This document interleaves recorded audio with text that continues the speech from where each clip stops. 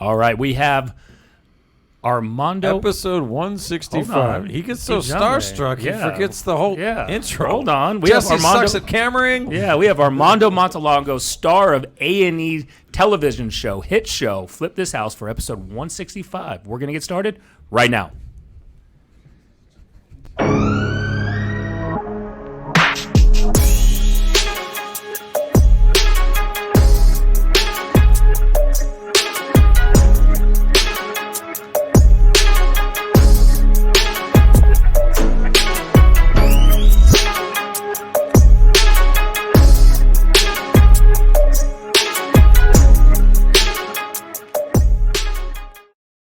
All right, episode 165. Is that better, Brian?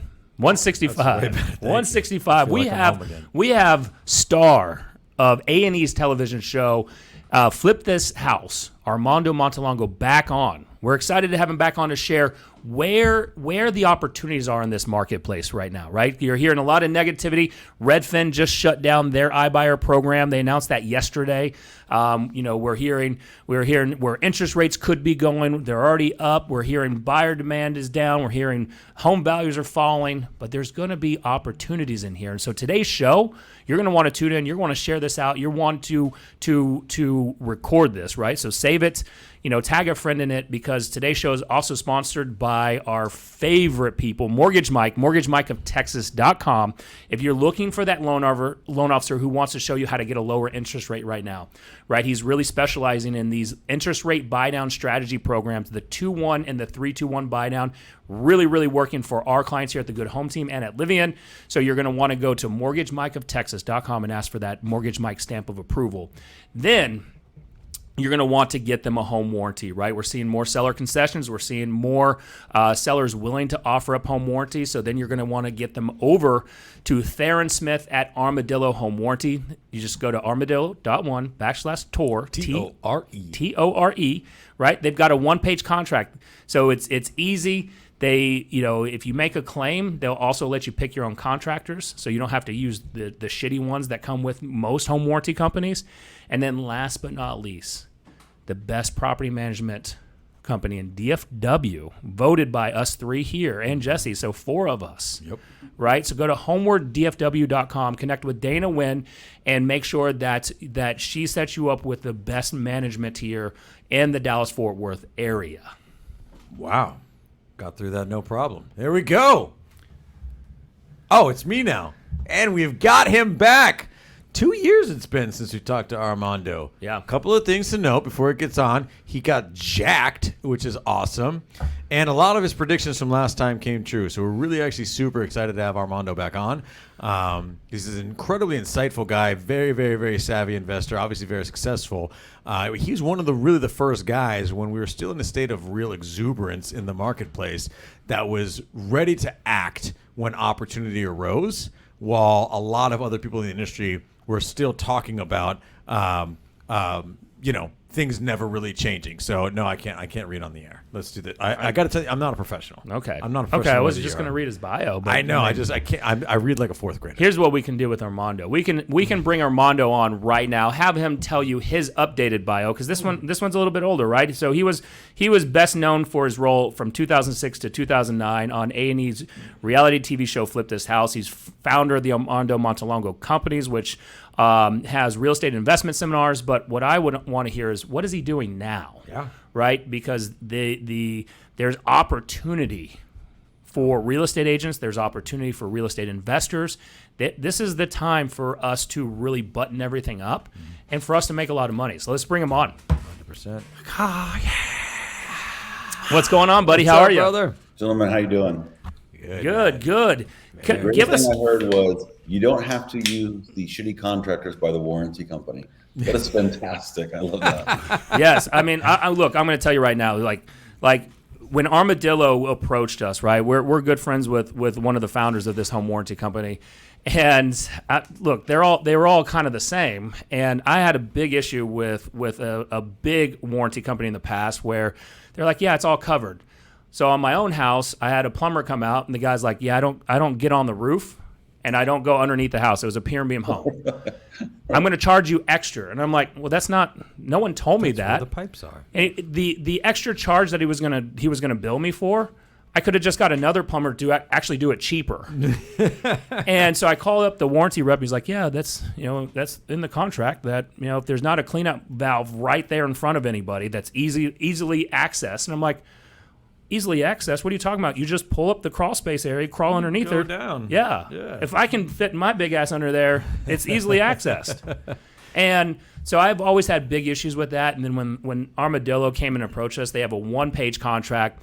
They will pay. They'll let you pick your own contractors, so you don't have to use the jank ones that most of these warranty companies go with. So it was a no-brainer.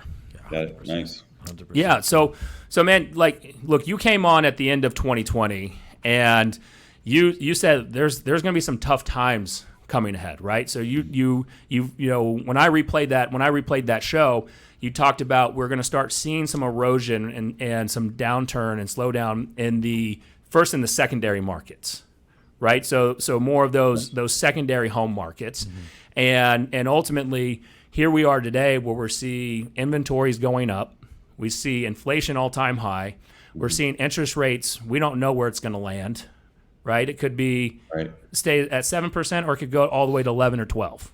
Sure. Yeah. So kind of fill us in where you've been the last 2 years. So what's going to happen?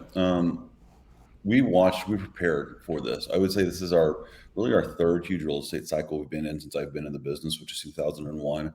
Now this is going to be the second nationwide one, right? Obviously the first one being 2008, but there's been some micro cycles that have happened in the last 21 years.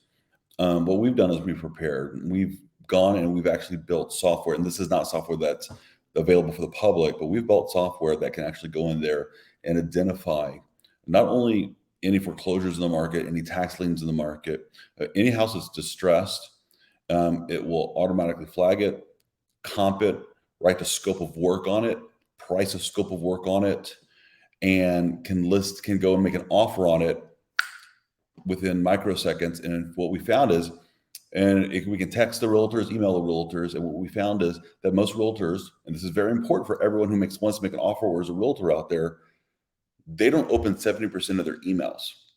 So we have to email them up to 5 or 6 times to get them to respond to an offer. So it will email, text, and Facebook them the actual offer. Now, whether you have software or you're going out there and you're a realtor or an investor doing this, you have to understand that your offers, they're going to be a little more accepted now. But a year ago, realtors were not opening 70% of their offers. So we've prepared for this time period for the last 24 months to be able to go buy up and do what Redfin shut down their business doing, what Zillow shut down their business doing, and what Open Door just lost $43 million,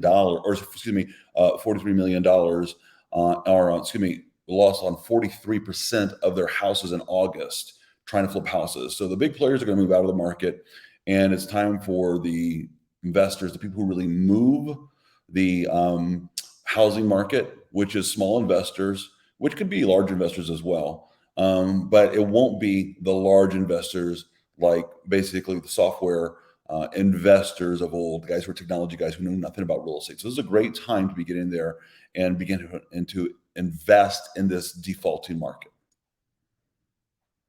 It's awesome. And I think that the thing about, we all like to kind of crap on Open Door and Redfin, all the iBuyer programs. And the reality is, it's not fun. It's interesting to see massive companies with a very singular strategy kind of go under. They also made their money. They were just early, right? We talk about, Open Door losing $927 million in Q3, right? Mm-hmm. We don't talk about them making a lot of money since 2014 when they came, into existence, right? And so they're at the tail end of a business model that was inherently flawed, I think, from the beginning, and they were early. And now they're not actually able to take advantage. It probably would be the most beneficial market environment for them to exist in because they were early. When you talk about the software that you've created, which is essentially trying to go above and beyond what they were doing in an environment that was inherently competitive, what does that buy box look like for you with all the variables now, and how has that changed in the last couple of years? Well, so I think our biggest asset really is the software is going to be great, but our biggest asset is what we call our wolf pack. It's the 27,000 students that we've trained over the last 15 years. People who have gone to what we call our bus tours or our summits. That's the true value. That's the true asset, in the sense that these individuals are all trained. I hired an open door project manager to come work for my company. And this gentleman knew nothing about construction, real estate, the process. He had done new home building, which is, we all know, anyone listening to your podcast know that's a wildly different animal than doing a rehab construction process. Rehabs are much more challenging than new homes. I feel like my 12-year-old could go do a new home build, okay? Because it's cookie cutter. Rehabs are completely different. So in this process, our value is that everyone knows how to properly evaluate properties. So we've built software for them to be able to use and literally go into business with them, so that we now have an army of self-funded individuals who can go out there and buy tax liens, federal tax liens, real estate deals, divorce deals, foreclosures that are going up on the marketplace.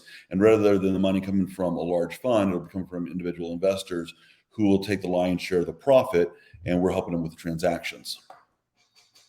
Giving them the tools. And I mean, it's a dream of every business model, right? The right tools and the right network. That's what it takes to succeed in the right environment, right? How do you guys, obviously you made some pretty accurate projections back in 2020 when we talked. How is, with our rate environment, inflation, all the buzzwords of the day, how is are you guys still mostly focused on buying and flipping? Are you more SFR holds? Like, and in those veins, how has underwriting changed for you in the current environment? Well, so first of all, comps are changing week to week, right? So it's very difficult to go out there and comp properties unless you're, pretty well what you're doing here, unless you have a strong skill set to go do. So immediately, we're taking 15% off of the after repair value of what the lowest ARV would be in today's market, immediate 15%, and then working on numbers off of reverse there. Two, we're working on tax liens quite a bit. Individuals who stopped paying their mortgages, they've stopped paying their property taxes long before they stopped paying their mortgages. And so those tax liens having superiority or a superior lien position, you can go buy some of these tax liens at 10% of the actual value of the house. Now, whether you actually get the house or not, that's also a dream. That's also a great way to go do it. But I have bought houses that are tax liens on 10% of the actual loan to value of the actual property. And so we're positioning our students right now to buy the actual tax liens, because that's the first and foremost thing that's going to go into foreclosure. Later on tonight, I do a private webinar for my people that's just about federal tax liens. And here's the beautiful thing about federal tax liens. And before we started the show, Nick made the comment. He goes, what can realtors do? What kind of value can we give realtors out there so that they can help their customers? And all the buzzwords are give your people a lot of value, help your customers, but how can you really do it? And here's how I would recommend doing it. If you learn how federal tax liens work and understand this, federal tax lien is like an umbrella. So you can go and look for a federal tax lien, and they will umbrella a small business owner's assets. Then you can go and reverse engineer this. And a small business owner's assets, they'll have multiple properties. Very few business owners are living in a $35,000 shack.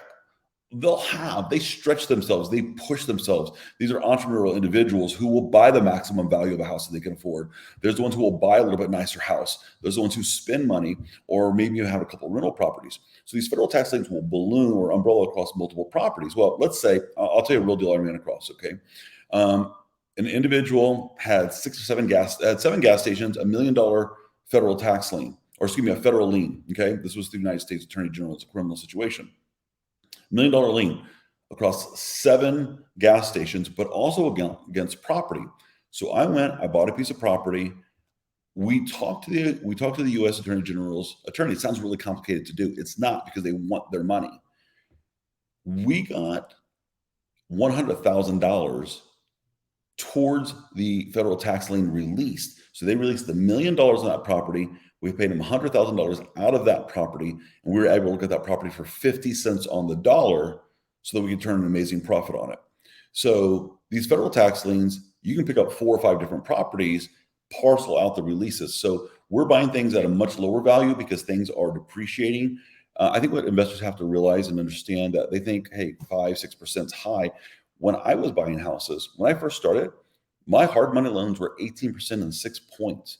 An 8% environment doesn't scare me. An 8% environment does not worry me. This is where the sophisticated individuals will come out. It's going to separate literally the lion from the sheep, okay? The weak from the strong, 100%.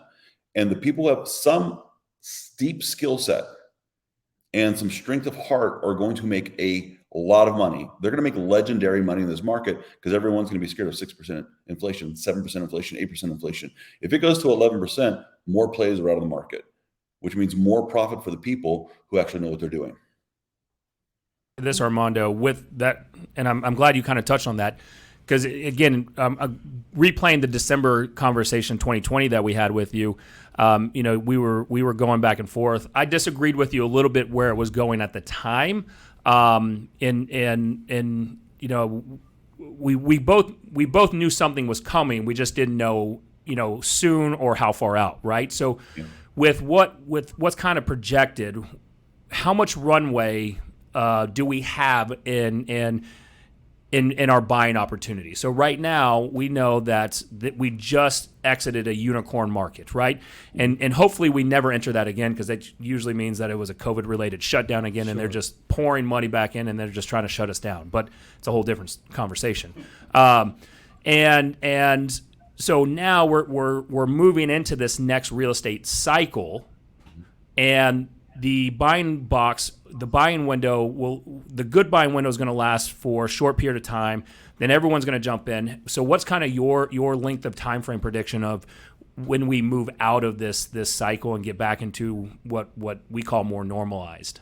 So my strategy right now is, unless I'm buying it with repairs, purchase price and repairs, unless I'm getting it for 60 cents on the dollar, I don't buy it. Because go back to the Great Recession, the market depreciated by 10% a year, or a total just under 40% cumulatively. So I don't think the market's going to go down to where it was 40% like it did in the Great Recession. However, that is the benchmark.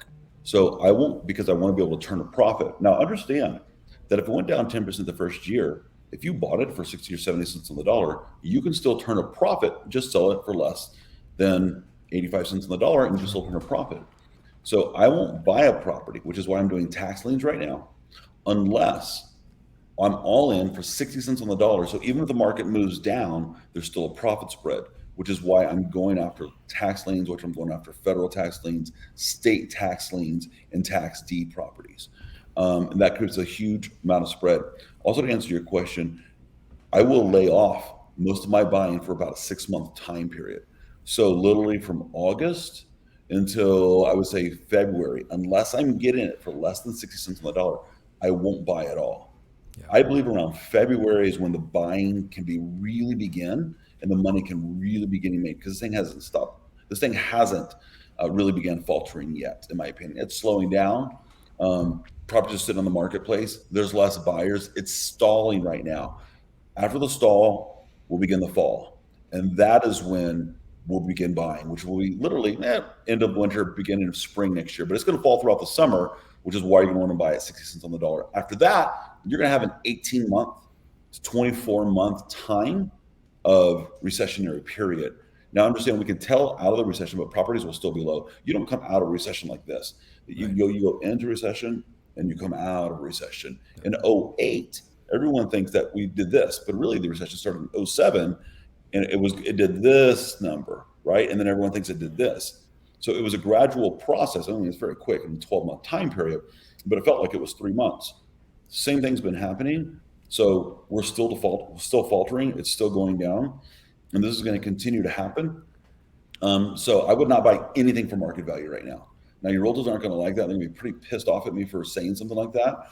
And my goal is not to stop their business. My goal is to say, find other ways to bring your investors, because that's where they're going to make their money, is finding great deals for investors. And your investors who have money, they will buy in this market when you bring a low enough dollar deal. That's how they're going to bring the value and make a tremendous amount of money. Yeah. My realtors, I made them a lot of money in markets like this. Well, and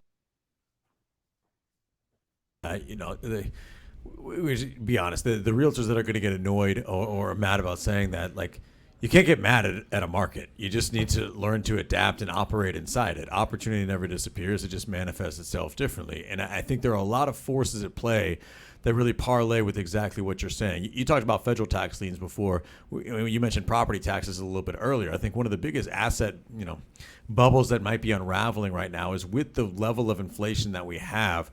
And we're going to obviously go into a recession. We've just seen the tip of the iceberg as far as layoffs and other recessionary, factors, and the difference between this and maybe something like the Great Recession or something is our inventory levels. Unfortunately, asset prices have run up so high that a lot of people still don't want to sell or can't, and so we actually have low inventory and inflation, which is going to lead to recessionary layoffs, which is going to lead to wage stagnation, and with that low inventory, the worst thing that might happen is prices don't fall far enough and property taxes continue to go up, which means that people are going to be losing equity while property taxes increase and you're going to have layoffs. You might actually see a lot of people that bought for the last few years can't afford their mortgages anymore because the property taxes are too high. And so I think that if you're keeping an eye on the markets, that's one of the places to sort of maybe keep an eye on. Those factors working against one another are actually a little bit converse to what happened between 2006 and 2012. The low inventory situation actually makes it so asset prices can only fall so far, and you're going to have major tax implications in your mortgage payment. If you can't afford that because you got laid off, or you're not earning more money every year because layoffs have caused wage stagnation, your taxes might continue to go up and you can't make your payment anymore. That's one of the bubbles that I see maybe starting to unravel here a little bit. That's extremely well said. And because the individuals who don't have their taxes escrowed, if they miss their tax payment at the end of the year, not only do they have to pay last year's taxes, but they'll roll in, the banks will roll in next year's taxes too. So now you're paying a tax and a half to two taxes. And most people, the average house during the Great Recession got foreclosed on over $300 a month. Yeah. That's over $300 a month was the average dollar amount that somebody got foreclosed on.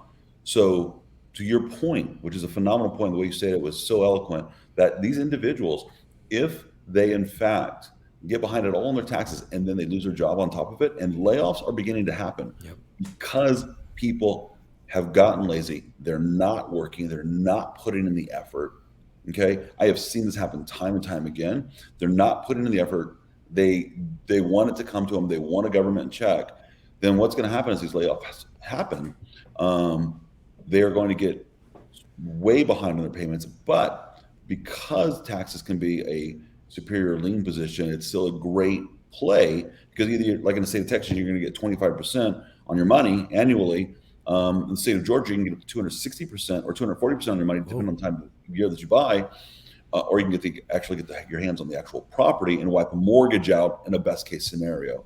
So I still think that taxes, to your point, are a great way to go in there and hedge your bets because they're secured by the government. 100%. So Armando, so let's touch on helping realtors right now, right? So again, this the majority of our show is real estate agents, and then they hear, when you said this is not going to be a very popular opinion to most realtors. Yeah. So they didn't sign off though; they stayed. They didn't sign off. That is great. That is a great news because they're waiting for the rest of that gold because Armando's going to give it to them, and then they're gonna be one of the few that actually makes it, and the Realtor Association is going to stay around because they're getting all their membership money. But so if we're going to provide value to our investors, right? Redfin shut down, Open Doors buying less, OfferPad's buying less, Zillow Offers is gone. And as an agent who can go create their own iBuyer program and then build their pool of investors, what would be kind of the first strategies to set up on that to bring value to that investor market? I would learn to go, and I would start doing research on how to buy tax liens. I will tell you so you can learn how to buy state tax liens or county tax liens, right? Property tax liens. I'll tell you a completely untapped market is federal tax liens. With learning of tax liens, it gives you an opportunity to bring something to your investors if you're willing to do a little bit of homework that your investors probably are not doing for the most part. This will give you the opportunity to bring massive value to your investors because that's who your buyers are going to be. Over the next 24 months, yes, you might have some home buyers or some home sellers, but your buyers are going to be investors. So to bring them properties that are undervalued and understand that foreclosures are up, that they're going to continue to go up. I think Q1 of next year, they're going to go up way more than they did on Q3 of this year. And if you look, the stats are up, numbers are up. Of course, there was a moratorium last year, but stats are up even over since the moratorium has begun, or since the moratorium has ended.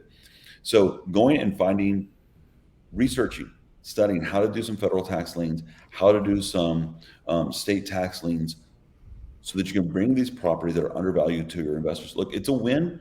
I hate cliches, right? Because they're kind of like bubble gum for the mind, but it really is a massive win-win, because your investor can go and they can earn interest in a worst case scenario, and they can get a house in a best case scenario. You can get tax deeds where they can actually own the house, and the amount of tax deeds that are available are on the rise right now, and they're not doing this research. And I'm going to tell you, so I've trained thousands of investors over the year in investing, not in doing the realtor work, but in doing the investing and working with investors. Okay. And so I love realtors, and they bring massive amounts to the table. They bring a lot to the table. Okay. What happens is, and I believe in cut and shortcuts. Okay. I believe in getting there quicker. You guys will be shocked. Like all these years, 21 years, I have never ever had a realtor's license. Yeah. Never, not once. Yeah. I never had, but I own a brokerage. Really? How the hell can I own a brokerage? Because I know how to properly structure a business to where I was able to go over and overtake an existing brokerage, have a broker's license, okay, or own a brokerage, I should say, rather than have a broker's license, own a broker's license, and get the commissions for all the deals that I do without ever taking one realtor class, okay?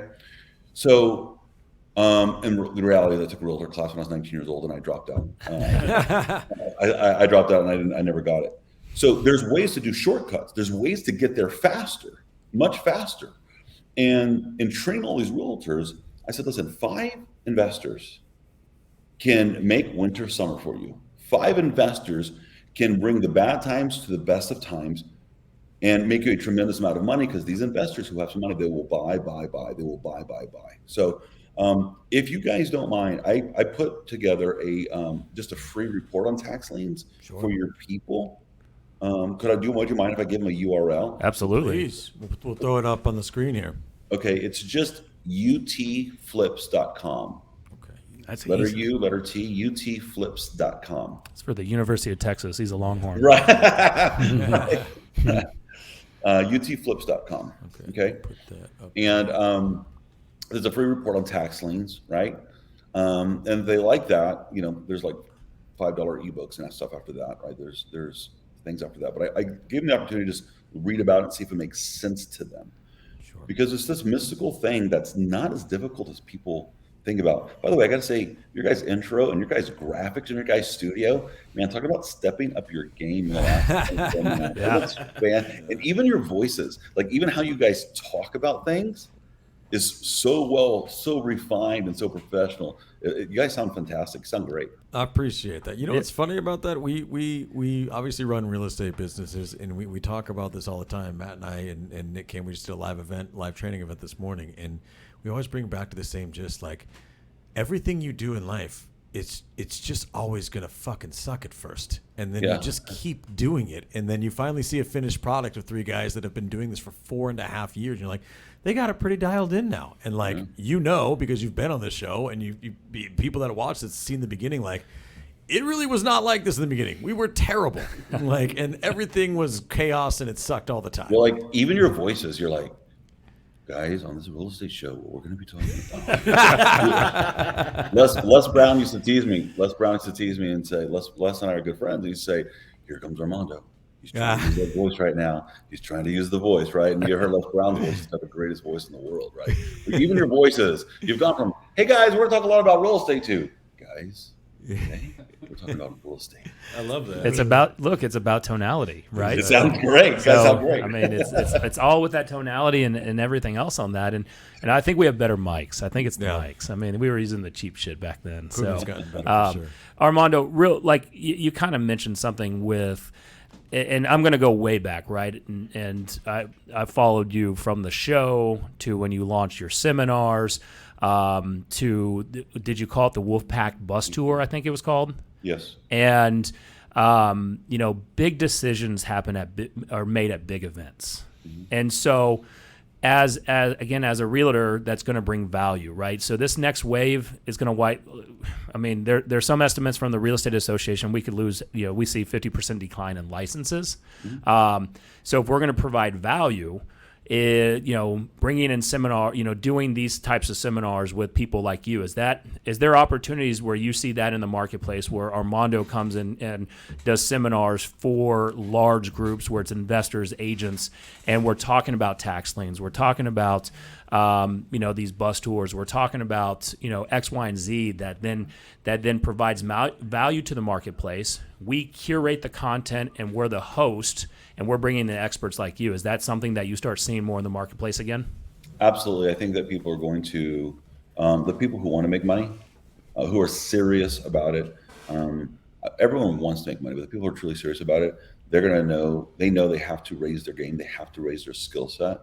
And they're going to go to people who've been in the game for 1 or 2 decades, which sounds really funny for me to say that now that I've been doing business now for 21 years now, and flipping. So yes. I'm doing a lot of online training now because I'm meeting the customer at the point where they want to be. And then for my more advanced people, we're doing live trainings and really honing the skill set, because this is where you can truly turn your business around. A lot of people are going to meet this recession with fear.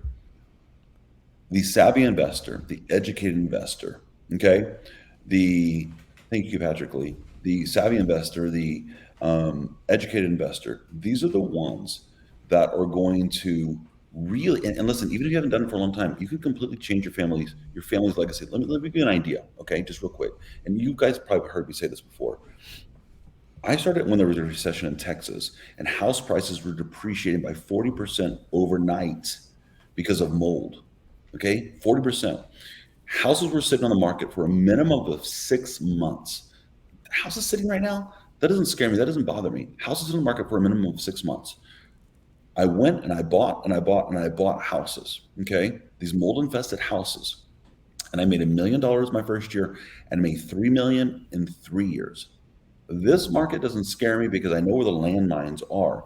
So, Nick, absolutely, I would love to go and work with anybody you want me to work with. We're going to be doing seminars, teaching these realtors how to walk the landmines and completely, okay, where they can completely help their clients invest themselves, and their businesses can truly explode. You could build a massive single-family residence portfolio right now. I have one of my students who posted on one of our private pages.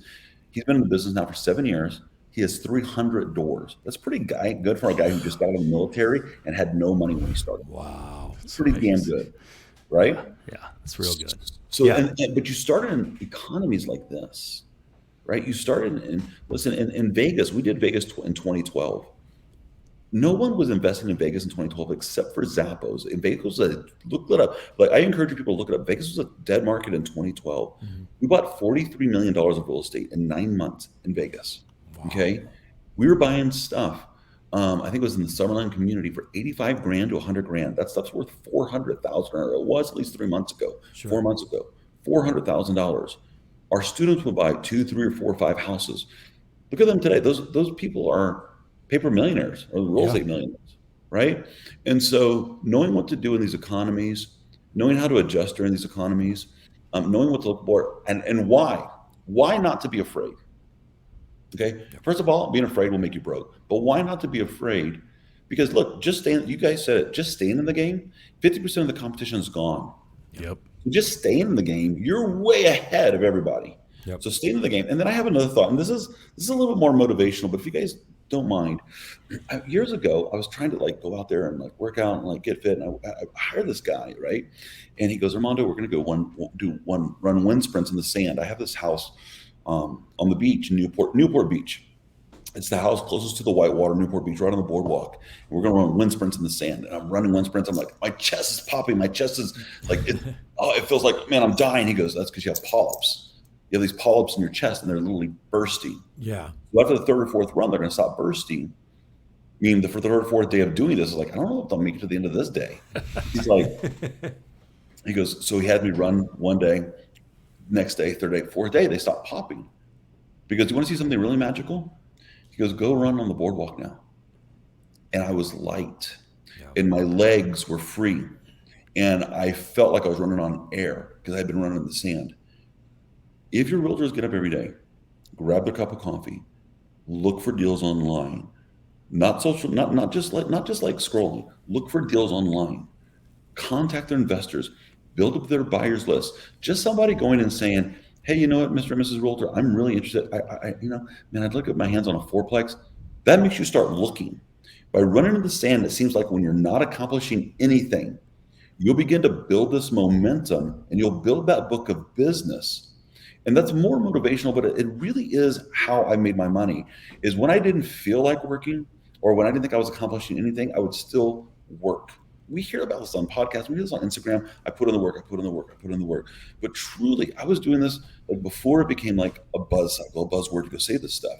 And so when your individuals are out there, if they just keep moving their legs, even when they think they're not running fast, they're going to be able to build a business. And then second, have the strategies of knowing what to do by people who've been through recessions before. I think that's absolutely key. Whether they're learning from me or they're learning from somebody else, just make sure that person has been through recessions and has made a lot of money doing it. I think you said two really beautiful things right there. The second one being the best is don't be afraid to ask for help and watch what people have done before you and move through that, right? The second part is I told Brian a few years ago when we were driving somewhere and I got really annoyed by the fact that all the books kept telling me to do the same thing. I wanted like an easier path. And Brian got conversely just as annoyed with me that I was ignoring that. And I think hearing what you were just saying, every successful person, and we've been fortunate through this podcast and through relationships to run into people who have had massive success, and they were dudes that you'd walk by on the street and probably not think anything about, right? Every single one of them to a T has had the exact same story when it comes to their ability to just see where opportunities are and work towards that opportunity. Not give themselves excuse. I even found myself thinking earlier when you were talking about tax liens, in my brain, knowing where you're going, I still found myself thinking, well, that's kind of mean to do to somebody, right? And I caught myself in that thought process thinking, that is the thought process of somebody who will stay broke and not take advantage of opportunities because they are too afraid of how that opportunity is going to look, how it's going to be perceived, whether it's even there or not, to turn over that rock to look at it. And every single person who has massive success is not afraid to turn over that rock. And I've known that forever, but even having that thought process in this moment while we were talking and listening to you talk just reinforced that. And I hope everybody hears that at a super high level, especially going into this market. You know, it is funny because we have all these stops that we put in our brains, right? Yeah. These glass ceilings. I'll tell you about a gentleman by the name of Hal Handler. Hal Handler is still a friend of mine on Facebook. I see him once in a while out and about at a restaurant. Hal Handler is a gentleman that I bought a property from. I would say, in fact, it was they showed the property on the shows right before it's the property I moved out of and went to my ranch house. Okay, beautiful piece of property. And this gentleman, he had a mold infested house. Beautiful house, Italian marble floors. He was not destitute. He was not down and out. But the mold affected his family's health. He did not know what to do. He did not know like how to get rid of the mold. He did not know what to do with this property that had depreciated by literally 60%. And so I bought the house. I paid off his mortgage. He had very little walkaway cash, if I remember. I don't remember the stats of what his payoff was. Sure. And I rehabbed the house and I moved my family into it. And when I sold it, I made $145,000. And what a lot of people will say is, man, you know, you could have given Hal that $145,000. Well, at the time, I didn't know Hal other than he had contacted me. I had gotten to know Hal through one of my real estate attorneys who was referring me to people who had mold-infested homes. To this day, okay, Hal will tell you, and I actually was telling my son the other day, I said, I'm going to bring Hal on because he reached out to me the other day. I'm going to go and I'm going to do a video interview with Hal and let people tell them how that situation took him and his family, his wife and his two kids, out of a devastating situation that even if I had given the answers, even if the answer was right here, he would not have been able to have seen it at that moment because his focus was on his family. I've been in a situation before I started in real estate where I was foreclosed on. And had you told me exactly what to have done, I wouldn't have done it because I was not in a position to help myself out. And Hal will tell you to this day, because he's still friends with me, he'll say how much I helped him and his family by buying that nightmare house. So people will tend to think, man, you're really taking advantage of people in this business. That was listen, before all the TV shows, before we made it cool and sexy and wore sunglasses and had big dogs and Hummers and stuff, we were bottom of the barrel scavengers. We were like lower than low. You'll take grandmother's house. Like we were the worst of the worst. But now house flipping, it went to being cool, it went to being sexy. Now it's just like normal. But even the individuals who you've helped out of these situations will contact you years later and still thank you. And it has to have been like 18 years since I bought house. And to this day, we're still friends. So we can't let our perceptions of money go and stop us from making money. And if you have that particular problem, then you need to like research and read and study what money truly is. And they have to understand that there's actually no real rules to money other than the rules we give it. I talk to my people all the time. I said, listen, this is when I talk to my advanced students. Like, guys, I just got to spew a little like gospel to you right now, if you don't mind. People are going to come after you and try to get your money. The bigger the pile of money is, the more they're going to try to get it from you. Sure. They're going to use things like guilt, morality. They're going to go and they're going to go use tears. They're going to use anger. They're going to go and say, you've changed. Your response should be, I hope so. And if they're going to use all these things to challenge your belief systems. However, they're doing this because they want in your pile. But to somebody else, they're doing the same thing to somebody else, but it's not immoral when they're doing it. So this morality means that you have your own morality. And once you understand what that is, okay, there's ethics in being a good person, for sure. But in morality, you have to create your own morality for money, and then you have to challenge it and make sure, is this real, or did I adopt this from somebody else in my behaviors of growing up? That is absolutely key in psychology of making money, because strategy is great, skill set's great, but also knowing the psychology of making money, especially psychology, is going to be critical during a recession. There was a stat I read during the Great Recession, said that people work 70% less during a recession. They worked 70% less. Really? 70% less work. So if you just work 30% more, you'll be 100% wealthier than everyone else. And that's what wealth is. It's how much you have versus what everyone else has. It's 100%. We talked about this a little bit earlier today. I was talking with one of our agents, and we were discussing the exact same thing. I was like, we talk about this a lot, just the shifting market and stuff like that, because it's relevant to us in our business. And, you know, if I was in real estate and for some crazy reason I just hadn't turned on cable television or social media in the last year, would my approach to my business be any different? Would I even know about this? And if I didn't, would my results be any different? Meaning, if I showed up and lead generated all day, every day, unless I had appointments, and then I ran those appointments and I just stuck to my game plan, would this be any different? Will my results be any different right now? Or is it because all we talk about is this completely, toxic shifting market for real estate agents, and 50% of them are going to get out of the business and so on and so forth? Are we actually showing up in a worse way and limiting our opportunity because we're so afraid of this thing that actually wouldn't be there if we just operated at our potential all the time? I believe that stat about the Great Recession, no problem, because I know what that does to people's mindset. They don't want to show up the same way. I remember during early 2008, for 3 months, I watched the TV. And I remember I was filming my last episode, and I remember telling my wife at the time, I said, I'm not watching any more TV about this shit. Yeah. And I turned it off. And my business skyrocketed during that time period. I bought hundreds of houses in Southern California that were going for $450,000 in the Inland Empire. I bought them for $105,000. Wow. That was seeing opportunity. Okay. I took my students in there. They bought houses for $105,000 all over Inland Empire. We were buying stuff in LA for $220,000 in Whittier, in Norfolk for $245,000. So if you're watching the negativity, you're not going to be able to see the opportunity. No, exactly. By the way, can you guys give me that cut later on? That was a fucking good cut. That was good. Oh, yeah. I'll give you that clip for sure. I was like, hey, that's good. Okay. But if you're, but truly, but it's true. So I cut it off. And to your point, if you just go to work and act and behave the same way, the best thing your realtors can do, any realtor can do, any of us can do, is put ourselves on a massive media diet right now. A massive media diet.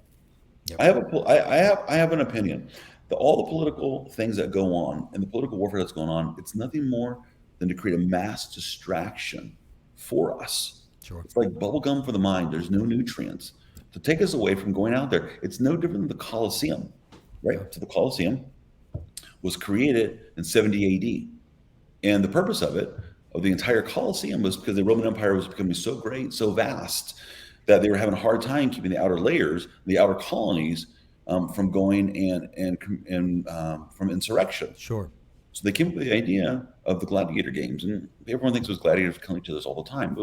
That was very rare that they were killing lions or tigers. It was very expensive and very dangerous to catch a tiger going all the way to India.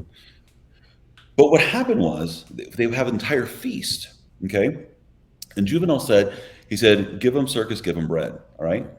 All right, this is the poet, not the rapper. Juvenal said, give them circus. I immediately imagined Juvenal saying that. Yeah. I was no, actually, Juvenile said, back that ass up.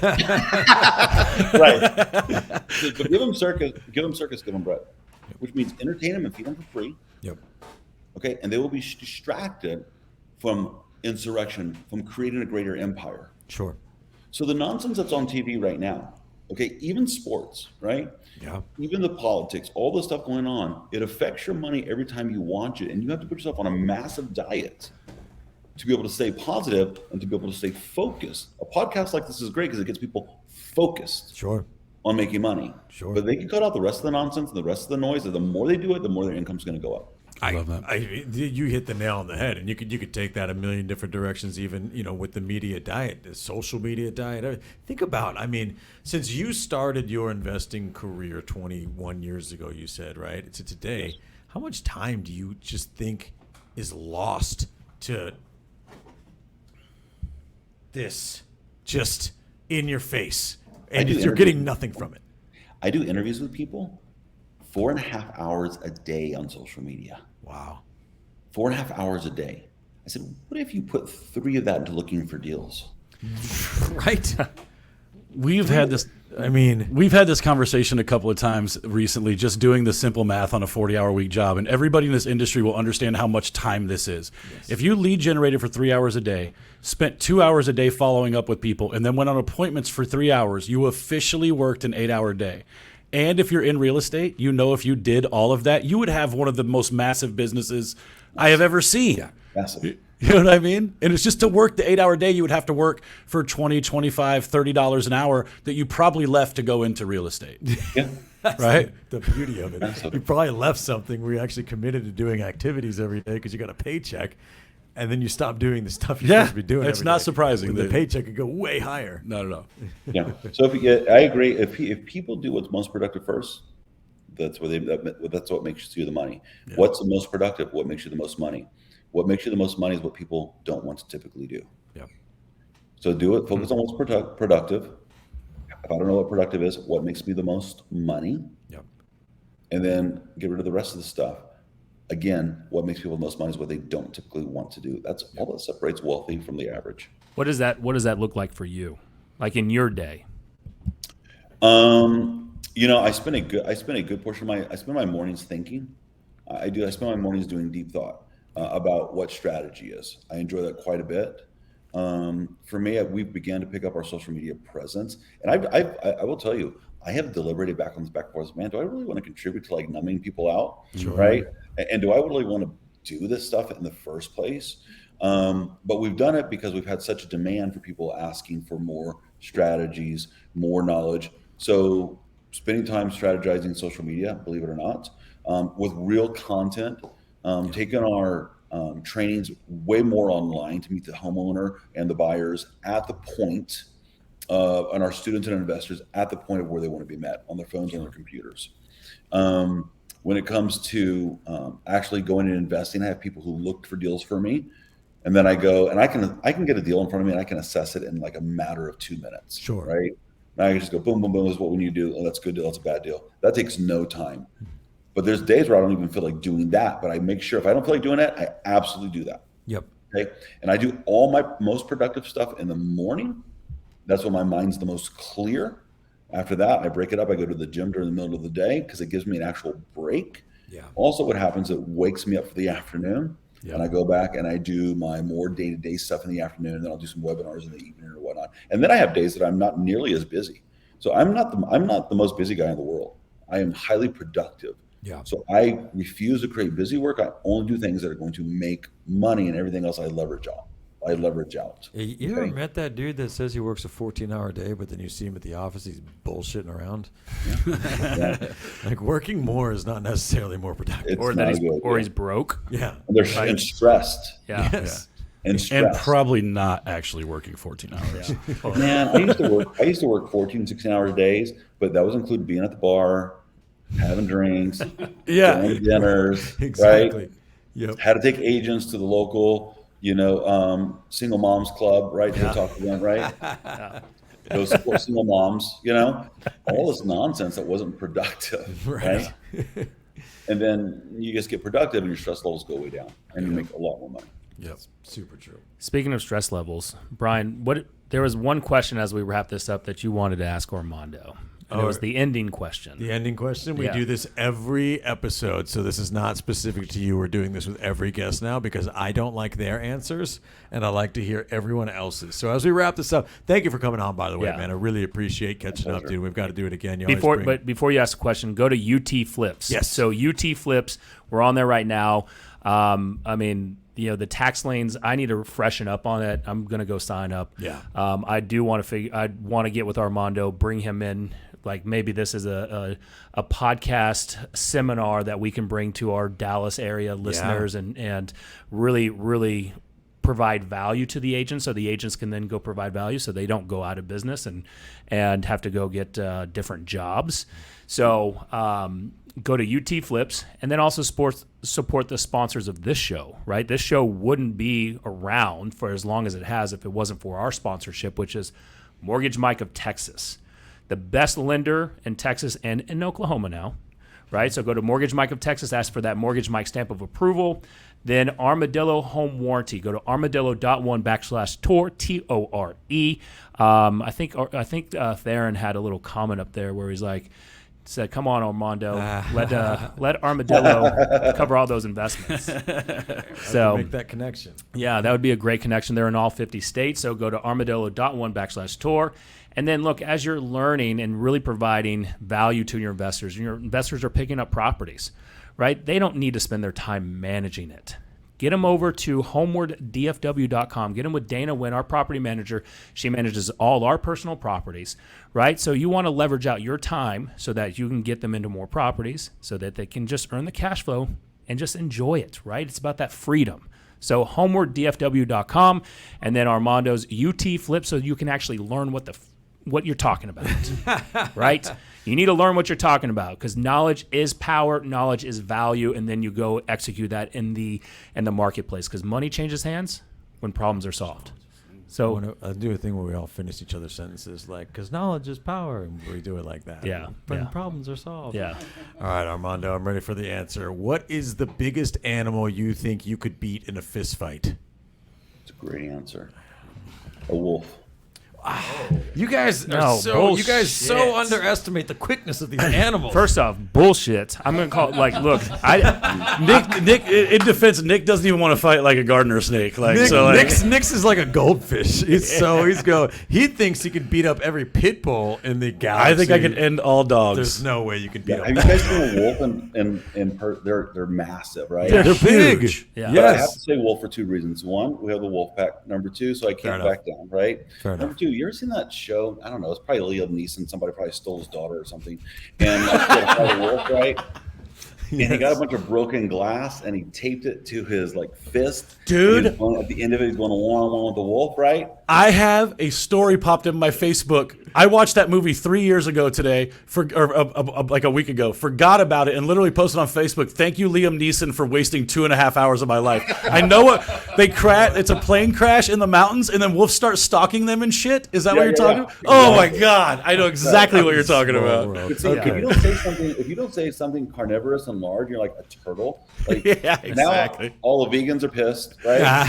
Everyone who hugs a tree is angry at you. Like, you Yeah. got to say something that people are like, okay, that's expendable. Yeah, I feel like yeah, everything okay. I can put in a soup, I can beat up in real life. That's a good one. Well, Brian believed he could beat a chimpanzee. Or was it a monkey, right? Yeah, I think Dude, that, those things are fast and they're strong. It'll rip your arms off. Yeah. You're done. fair. I was really sticking to any bird that's not a national or state bird because some of those are huge. Like everyday birds, I could beat any one of Dude, those. if we got a goose in here right now, I guarantee you it's going to peck you once and you're running. I guarantee I it. would knock out a goose inside 3 rounds. Nick There's is no like way. Nick is like Kevin Hart and every other celebrity when like Steve Irwin would bring like an animal on like the show or whatever. Nick would just run off like an Dude, insane look, person. I'm going to tell. My neighbor called me the other day and asked me to. She's single. She called me up to remove a snake from her sidewalk, and I'm like, first of all, why are you calling me? I'm Nick calls deadly- other people to remove his snakes. The 2 S's, spiders and snakes. I don't even like going to our deer lease because there's spiders all around there. I don't do spiders or snakes. So it's 100% like I'm the biggest wimp when it comes to all that. Man, I know we had you for an hour, man. And I certainly appreciate this. You've been amazing. I just want to say first, thank you for the kindness to us and coming back on again. And I know we've all loved being able to touch base with you about how the market's changed, and this has been pretty cool. Yeah. Thank you, gentlemen. Appreciate Yeah. it. Appreciate it, brother. for having me. utflips.com. Support, or just go. I mean, Armando, he knows what the fuck he's talking about. So go there, UT Flips, and then we're going to work on bringing him here to Dallas, right? Because I like in-person events. I know we want to meet them where they're at, but at the same time, they can also get ADD and not really listen and pay attention. So we want to bring value here. So we'll work on seeing how we can arm wrestle him to get him here. Maybe even have him fight a wolf on stage. Yes. Fantastic. Great. Got to do that. Yeah. So Armando, I appreciate it, buddy. Thank you so much. Yeah, Guys, have a thank great you, day. man. Take Thank you, care. brother. See you soon. Take us out, Jesse. Hey, thank you for watching. We truly appreciate it. Checking out another episode of the only real estate podcast worth listening to. If you're watching this on YouTube, please go ahead, hit that share button, hit that like button, and hit the subscribe button. Right? We're dropping more stuff on YouTube constantly.